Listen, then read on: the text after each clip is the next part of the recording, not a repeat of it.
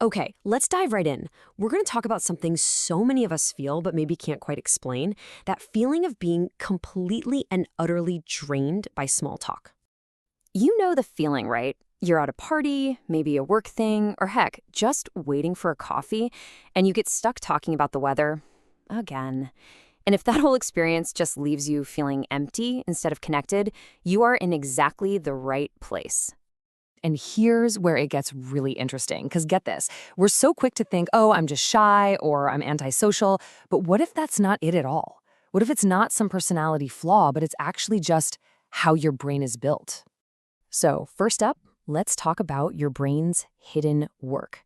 We're going to pull back the curtain and look at what's really going on upstairs during even the most basic conversation.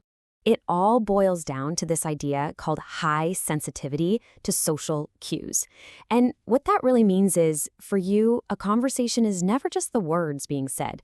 Your brain is in the background working in total overdrive, analyzing every little thing.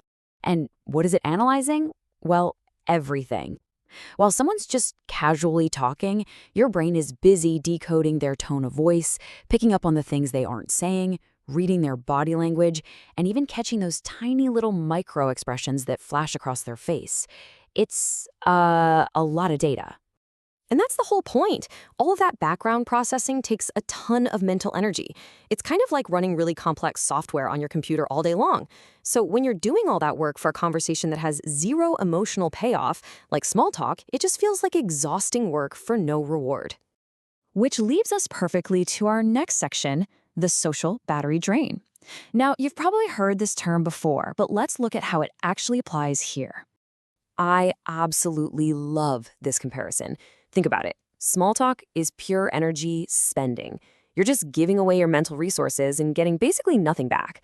But a deep, real conversation, oh, that's an energy investment. Yeah, it still takes energy, but the return you get, that feeling of real connection, can actually charge you back up.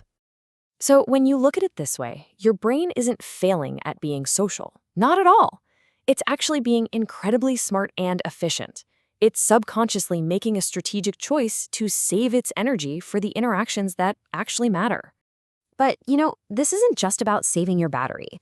There's a much bigger reason for this, which brings us to our next section, craving real connection. So, what's with the big zero? Well, for those of us who can't stand small talk, that's how much emotional meaning we get from it. Zero. Zilch.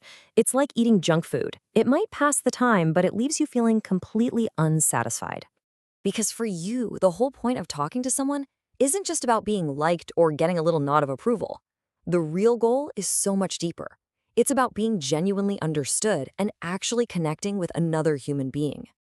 So this is the preferred route, right? You want to bypass all the surface level stuff to find those truly meaningful moments. That's where you can build some genuine understanding. For you, it's always going to be quality over quantity. Okay, so let's wrap this all up. It's time to completely toss out that old label. You're not antisocial. You're just selective. And if there's one thing to take away from all this, it's this right here.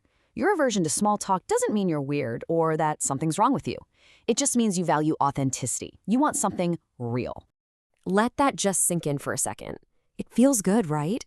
It's not a flaw that you need to fix. It's just a core part of who you are. And trust me, you are definitely not alone in feeling this way. So I'm going to leave you with one final question to think about. We're so often told that this is a social weakness, something to overcome, but what if we've been looking at it all wrong? What if that craving for depth isn't your weakness at all, but your greatest social superpower? The very thing that lets you build the kind of deep, meaningful relationships everyone is searching for.